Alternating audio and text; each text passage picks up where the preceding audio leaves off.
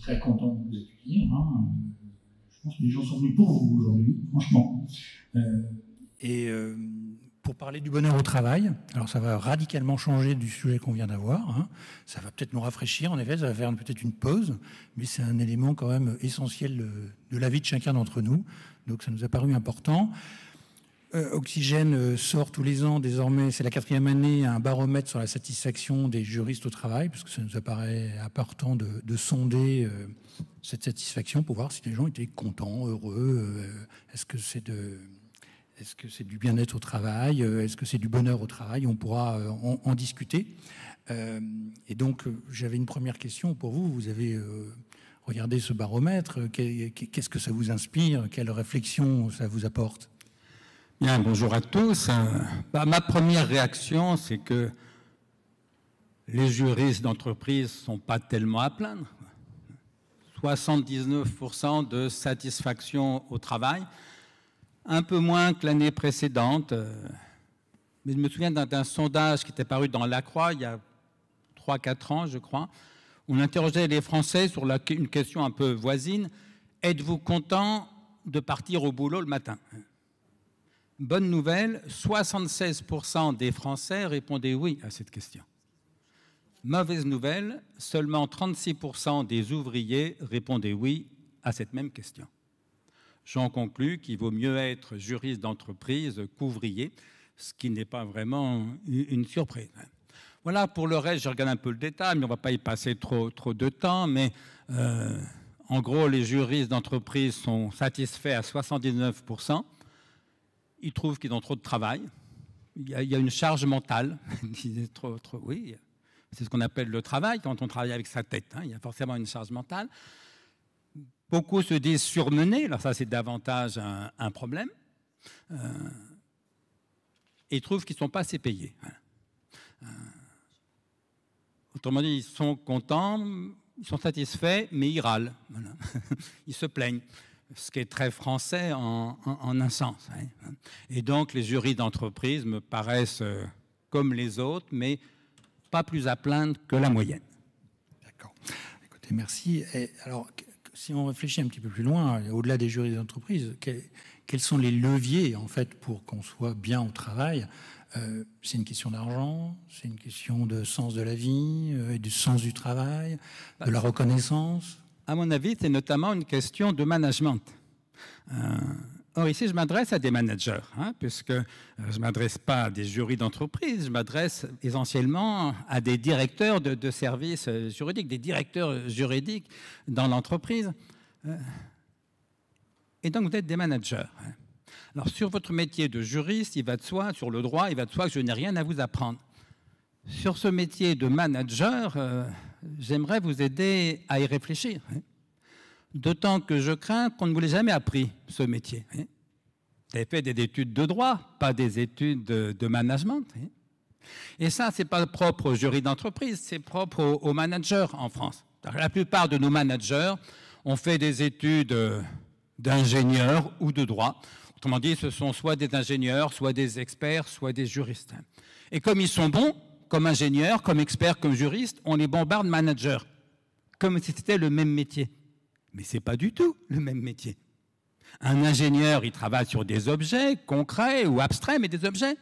Un juriste travaille sur des textes, de la jurisprudence, que sais-je. Un manager ne travaille pas sur des objets ou sur des textes. Il travaille sur des sujets humains. Il travaille avec des sujets. C'est complètement différent. Et donc, la vraie question, quand on est directeur d'un service juridique, c'est de se demander avec qui est-ce qu'on travaille? Avec des êtres humains. Or, c'est quoi un être humain? C'est ça la vraie question. Alors, moi, je fais mienne deux formulations. La première est d'Aristote. Le désir est l'unique force motrice. La deuxième est de Spinoza. Le désir est l'essence même de l'homme, de la femme, de l'être humain.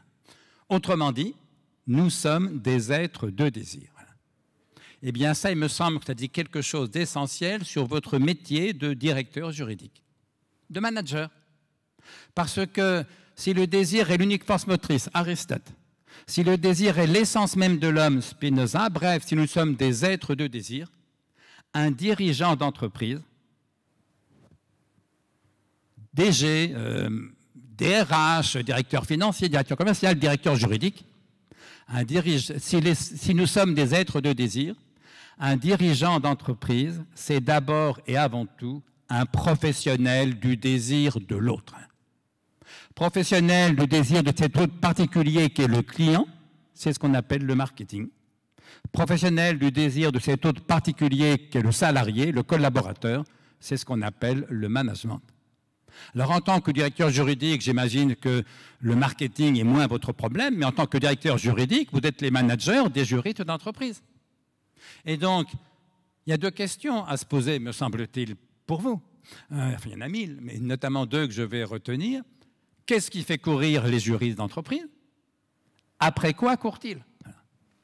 Alors, qu'est-ce qui fait courir les juristes d'entreprise? J'ai répondu, le désir, puisque le désir est l'unique force motrice.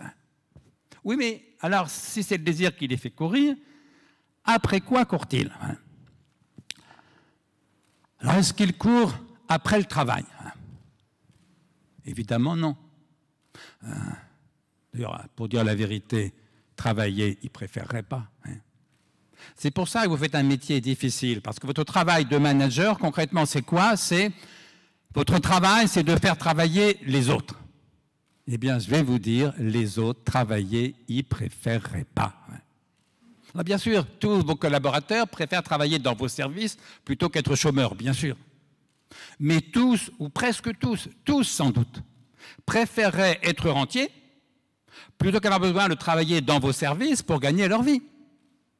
D'ailleurs, posez-vous la question de savoir quel pourcentage de vos collaborateurs continueraient à travailler dans vos services juridiques s'ils avaient gagné ne serait-ce que 60 millions d'euros au loto européen. Comme il y a quelques années, un pizzaiolo de Chambéry. Combien continueraient à travailler chez vous? Eh bien, la réponse qui tendanciellement sera très proche de 0%. Bah oui, le pizzaiolo, il a arrêté de travailler, bien sûr. La réponse qui tendanciellement sera très proche de 0% dit assez clairement l'essentiel. C'est à savoir que pour la quasi-totalité de vos collaborateurs, être juriste d'entreprise, ça n'est pas d'abord une vocation, ça n'est pas d'abord un plaisir, c'est d'abord une contrainte. Et bien sûr, il est difficile de faire bien faire aux autres quelque chose qu'ils ne font que parce qu'ils sont contraints de le faire. Eh bien, cette difficulté-là, c'est exactement la difficulté de votre métier, pas en tant que juriste, mais en tant que manager. Donc, est-ce que vos collaborateurs courent après le travail? Non, je l'ai dit, travailler, ils ne préféreraient pas. Est-ce qu'ils courent après la morale, la vertu, cette fameuse valeur travail dont on nous rebat les oreilles depuis des années? Évidemment, non. Et ils ont bien raison. C'est que le travail n'est pas une valeur morale. C'est une valeur marchande. C'est pour ça qu'on le paye. Ce n'est pas une valeur morale. Que je sache, il n'est pas écrit dans les évangiles, travaillez, et c'est un athée qui vous le rappelle, il n'est pas écrit dans les évangiles, travaillez les uns et les autres comme votre Père du ciel travaille. Il est écrit, aimez-vous les uns et les autres comme votre Père du ciel vous aime. C'est sensiblement différent. L'amour est évidemment une valeur morale, le travail, évidemment, n'en est pas une. D'ailleurs, il y en a quelques-uns parmi vous qui ont le sentiment que leur valeur morale personnelle baisse spectaculairement dès qu'ils s'autorisent quelques semaines de vacances, vous me permettrez d'y voir moins de vertus que de possibles pathologies. Donc, vos collaborateurs ne courent pas après le travail, ils ont raison, le travail, ce n'est pas une fin en soi, ce n'est qu'un moyen. Vos collaborateurs ne courent pas après la prétendue valeur morale du travail, ils ont raison, le travail n'est pas une valeur morale, c'est une valeur marchande. Alors, est-ce que vos collaborateurs, les jurys d'entreprise, courent après l'argent? Ah bah oui, quand même, c'est d'abord pour ça qu'ils travaillent. C'est ce qu'on appelle le salariat, oui, bien sûr. Sauf que, comme me l'a dit un jour un chef d'entreprise, l'argent, ça n'a jamais motivé personne. L'argent, me disait-il, ça rend motivable. Oui, ça rend motivable. Si vous ne les payez pas, ils ne seront pas motivés, c'est clair, mais la question ne se posera plus. Mais l'argent, m'expliquait ce chef d'entreprise, ça n'a jamais motivé personne, parce que celui qui ne travaillerait par hypothèse que pour l'argent, le fixe, le salaire, ça peut être différent pour des primes ou des parts variables, mais s'agissant du fixe, celui qui ne travaillerait que pour le salaire, il n'a par définition aucune raison d'en faire ne serait-ce qu'un peu plus que le strict minimum pour ne pas être viré. Or, la motivation, ça commence justement quand on en fait au moins un peu plus que le strict minimum pour ne pas être viré. Et puis, comme me l'a dit un autre chef d'entreprise lors d'un autre séminaire, il me disait, oui, bien sûr, mes salariés travaillent pour le salaire. Si j'arrête de les payer, ils arrêtent de travailler, c'est clair. Cela dit, ajoutait-il, le salaire, c'est pas moi qui le fixe, c'est le marché du travail. Et oui, il y a un marché du travail. Aucune entreprise ne peut payer ses jurys d'entreprise 30 ou 40% de plus que la concurrence. Donc, me disait-il, le salaire, c'est pas moi qui le fixe, c'est le marché du travail. Si bien que ma valeur ajoutée de manager, me disait-il, elle n'est pas dans le salaire. Elle est dans les autres raisons que le salaire que mes collaborateurs ont de venir travailler chez moi et surtout de rester à travailler chez moi. Et il concluait en me disant, écoutez, j'ai beau tourner le problème dans tous les sens, la seule réponse que je trouve, c'est que s'ils viennent travailler chez moi, s'ils restent à travailler chez moi, c'est qu'ils y trouvent un certain plaisir, un certain bonheur. Il me semble qu'il avait évidemment raison. Qu'est-ce qui fait courir les jurys d'entreprise? Le désir. Après quoi courent les jurys d'entreprise? Pas après le travail, pas après la prétendue valeur morale du travail, pas seulement après l'argent. Ils courent d'abord après le bonheur. Pourquoi viennent-ils bosser chez vous? Pour être heureux, bien sûr, parce qu'on est plus facilement heureux quand on gagne sa vie que quand on est au chômage ou dans la misère. Qu'est-ce qui fait courir les jurys d'entreprise? Le bonheur.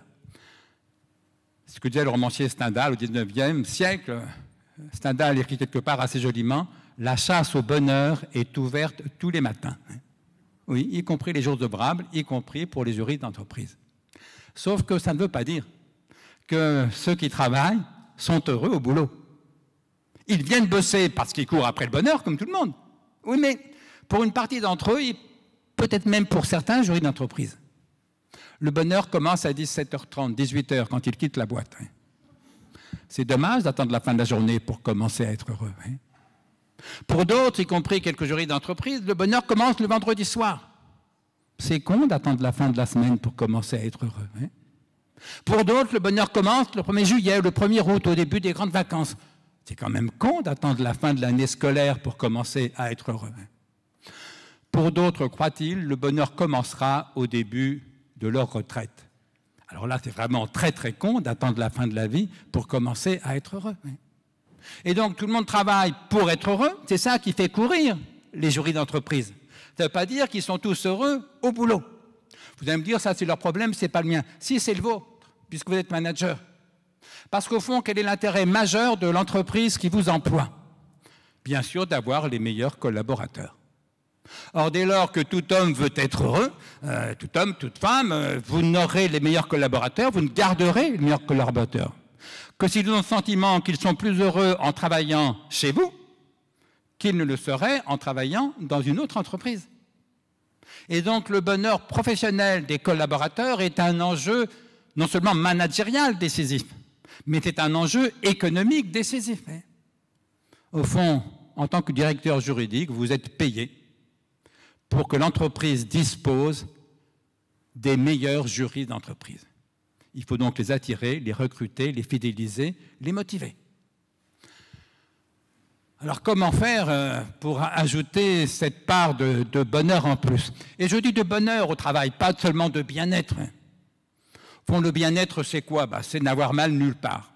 Je ne sais plus quel humoriste le disait, je crois que c'était proche, je crois. Je n'ai mal nulle part, sauf quand j'appuie. Ça, c'est le bien-être. Non, le bonheur, c'est davantage que ça. Il y a une part de plaisir, une part de joie, une part de satisfaction. Il va donc falloir trouver autre chose que l'argent. Encore une fois, ils viennent bosser parce qu'il faut bien qu'ils gagnent leur vie et que c'est un moyen pour être heureux. Mais si vous voulez qu'ils soient heureux avant 17h30, avant le week-end, avant les vacances, avant la retraite, il va falloir trouver autre chose que l'argent, quelque chose qui ne relève pas de l'argent, mais qui leur permette de se réjouir, de faire ce métier-là, dans cette entreprise-là, avec ces gens-là. C'est-à-dire, au fond, qui leur permettent d'aimer leur boulot. Voilà. Puisque je parle de joie, mais vous connaissez la définition que Spinoza a donnée de l'amour. Spinoza a écrit « L'amour est une joie qu'accompagne l'idée d'une cause extérieure ». Autrement dit, aimer, c'est se réjouir de. Aimer son travail, c'est se réjouir de faire ce métier-là, dans cette entreprise-là, avec ces gens-là. Alors, qu'est-ce que vous pourriez trouver dans une entreprise, dans le service juridique, qui ferait que vos juristes d'entreprise, vos collaborateurs, qui viennent bosser pour l'argent, mais l'argent ne suffit pas à les motiver. Qu'est-ce qu'ils pourraient faire qu'ils soient heureux au boulot? C'est ça le cœur de votre métier de manager. Il s'agit de faire en sorte que des jurys d'entreprise qui ne viennent pas travailler pour le plaisir, comprenez-moi bien, ils viennent travailler pour gagner leur vie, ils viennent travailler pour l'argent.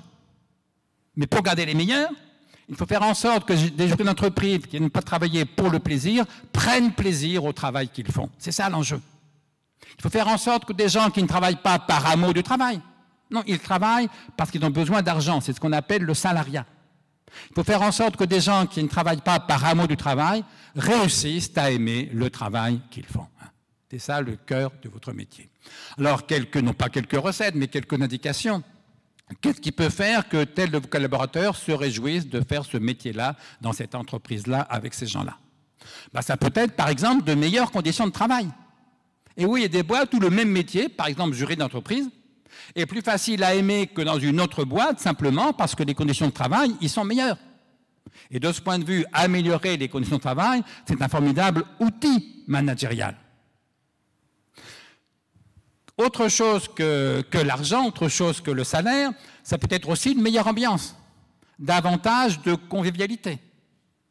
Vous savez, il y a des boîtes, y compris des services juridiques, où on vient bosser le matin, la gorge un peu nouée d'angoisse, parce qu'on sait que l'ambiance a pesé une tonne, que tout le monde fait la gueule à tout le monde, qu'il y a de vieilles haines rancies dans les bureaux ou les couloirs.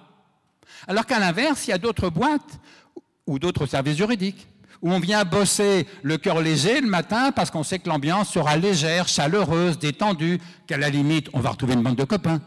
C'est pas du tout la même chose. Autre chose que l'argent, ça peut être le sentiment d'une plus grande utilité sociale. Fabriquer des cigarettes ou fabriquer des médicaments, ce n'est pas la même utilité sociale. Fabriquer du Mediator ou fabriquer un bon médicament, ce n'est pas la même utilité sociale. Aider une entreprise à respecter la loi tout en étant performante, ou l'aider éventuellement à violer la loi, ce n'est pas la même utilité sociale. Autre chose que l'argent, ça peut être davantage de respect, davantage de reconnaissance, y compris de la part du manager, y compris de la part du directeur juridique. Autre chose que l'argent, autre chose que le salaire, ça peut être le sentiment de participer à une aventure collective exaltante, d'être relié aux autres, de faire partie d'une communauté, parce que le travail crée du lien, et nous avons tous besoin de liens.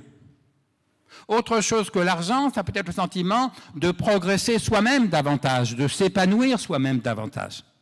Vous savez, il y a des boîtes ou des boulots, y compris parfois juristes d'entreprise, vous le faites pendant 15 ans, et au bout de 15 ans, vous vous retournez, rien n'a changé, on n'a rien appris, on n'a pas progressé. Simplement, on est 15 ans plus vieux, et donc, évidemment, davantage fatigué. Alors qu'il y a d'autres boîtes ou d'autres boulots, d'autres services juridiques, vous y bossez pendant 15 ans. Sauf qu'au bout de 15 ans, vous vous retournez et vous vous dites « mais c'est dingue ce que j'ai changé, ce que j'ai appris, ce que j'ai progressé. » Ce n'est pas du tout la même chose. Autre chose que l'argent, ça peut être le sentiment de travailler en harmonie avec ses valeurs morales personnelles, sans avoir besoin de les mettre dans sa poche avec un mouchoir dessus pendant 35 heures ou un peu plus par semaine. Etc., etc., etc. Si vous voulez attirer les meilleurs, fidéliser les meilleurs, motiver les meilleurs, ne comptez pas sur le salaire, il est nécessaire mais ça ne suffira jamais. Ne comptez pas sur je ne sais quelle vocation d'amour du travail ou de valeur morale du travail. Bref, si vous comptez sur des leçons de morale pour motiver vos collaborateurs, vous avez de gros soucis à vous faire. Demandez-leur ce que vous pouvez faire pour faire qu'ils aient le sentiment qu'ils sont plus heureux en travaillant dans votre service qu'ils ne le seraient en travaillant dans un service juridique d'une autre entreprise. Et c'est pour ça que la question du bonheur au travail est un enjeu décisif d'un point de vue managérial, mais plus généralement d'un point de vue économique. Encore une fois, l'intérêt majeur d'une entreprise, c'est d'avoir et de garder les meilleurs collaborateurs. Vous n'y parviendrez que si et seulement si ils ont le sentiment qu'ils sont plus heureux en travaillant chez vous qu'ils ne le seraient en travaillant ailleurs. Et donc, quand on est manager, se soucier du bonheur professionnel de ses collaborateurs. Je ne parle pas du bonheur privé, ta femme, ton mari, tes gosses. Mais quand on est manager, se soucier du bonheur professionnel de ses collaborateurs. Ce n'est pas la cerise sur le gâteau, ce n'est pas un supplément d'âme, ce n'est pas de la philanthropie, c'est le cœur de votre métier. Parce que l'intérêt majeur de votre entreprise, c'est d'attirer, de fidéliser, de motiver les meilleurs collaborateurs. Vous n'y parviendrez que s'ils ont le sentiment qu'ils sont plus heureux en travaillant chez vous qu'ils ne le seraient en travaillant ailleurs. Merci beaucoup. Juste un dernier point peut-être sur l'IA qui arrive et qui bouleverse forcément le métier des juristes. Quelle est la place de cette intelligence et on en avait évoqué un peu en préparant cette émission, quelle est la place du flou, quelle est la place de la bêtise, quelle est la place de l'incompétence? Est-ce que ça va exister encore oui, non. Dit, ne comptez pas sur l'intelligence artificielle pour éradiquer la bêtise naturelle, mais pas non plus pour tenir lieu de l'intelligence naturelle. Autrement dit, l'IA, il faudrait y passer des heures, mais c'est très troublant. Ça va bouleverser des tas de métiers, ça va en supprimer quelques-uns, ça va les impacter tous, et ça va en bouleverser plusieurs, y compris, à mon avis, le vôtre. Et ce qui est troublant dans cette histoire d'intelligence artificielle, c'est que ça ressemble beaucoup à de l'intelligence, mais que ça n'en est pas une, puisqu'il n'y a pas de conscience, il n'y a pas de réflexion. Il n'y a au fond qu'une énorme mémoire, les données, les big data. Alors, ils ont beaucoup de données qu'on ne pourra jamais en absorber, et une puissance de calcul dont nous sommes incapables en tant qu'êtres humains, calcul essentiellement à base de probabilités et de statistiques. Mes amis matheux me disent que c'est des mathématiques de bourrin, en fait, mais ça marche, ça marche. Donc ça ressemble à de l'intelligence, et ça n'en est pas vraiment une. Donc dans tous les domaines où l'imitation de l'intelligence peut suffire, bah oui, ça marche formidablement. Regardez la performance, par exemple, du GPS. Pour calculer votre itinéraire et pour l'adapter, etc., il est bien meilleur que vous ou que moi. Par contre, il ne vous dira jamais où vous voulez aller. C'est aussi bête que ça. Et donc, il y a des tas de problèmes juridiques pour lesquels l'IA, puis il y a déjà des services, enfin des sites d'IA juridiques, mais il y en aura de plus en plus et de plus en plus performants. Tout ce qui, dans votre métier, relève éventuellement de la connaissance des données et d'une puissance de calcul, l'IA peut le faire et il le fera de plus en plus et souvent mieux que vous. Par contre, tout ce qui relève de la créativité, de l'inventivité, des choix, tout ce qui suppose une conscience, une liberté, une responsabilité, par définition, l'IA en est incapable.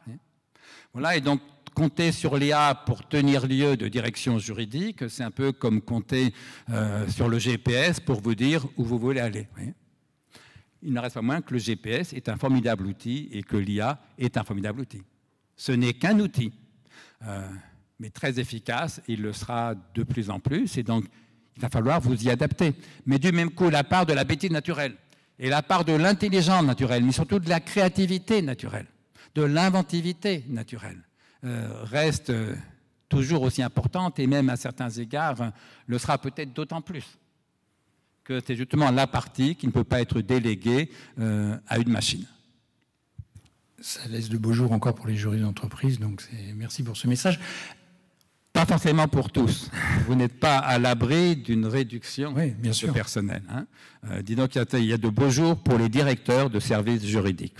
Et un dernier conseil, parce que le temps nous est compté désormais, vis-à-vis de ces managers, je crois que pareil, en préparant cette petite intervention, vous avez évoqué le fait que les managers, le premier rôle qu'ils ont, c'est eux-mêmes d'être heureux et d'arriver avec le sourire. C'est-à-dire que, on pourrait terminer là-dessus, parce qu'on arrive à la fin de notre intervention. Oui, j'ai envie de vous dire, n'oubliez pas d'être heureux, vous-même. Alors, dans votre vie privée, ça va de soi, mais ça ne me regarde pas. Mais j'ai envie de vous dire ici, pour conclure, n'oubliez pas d'être heureux au boulot. Parce que s'il y a un domaine où je crois vraiment à la vertu d'exemplarité, c'est celui-ci. Vous comprenez bien que pour vos collaborateurs juristes d'entreprise, c'est plus facile d'être content de venir bosser dans vos services le matin. Si le directeur juridique donne lui-même le sentiment qu'il est content d'être là, de faire ce métier-là, dans cette entreprise-là, avec ces gens-là.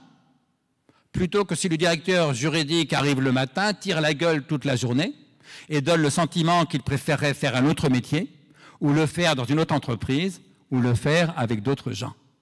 Bref, quand on est manager, y compris quand on est directeur juridique, quand on est manager, le bonheur professionnel fait partie des qualités professionnelles. Je vous souhaite une excellente fin de journée. Merci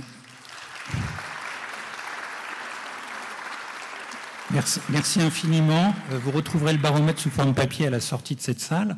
Il vous est envoyé aussi à 17h pile, donc il est 17h07, je crois, par Bip Bip News, la petite newsletter que nous faisons, donc n'hésitez pas. Et merci encore infiniment pour votre intervention.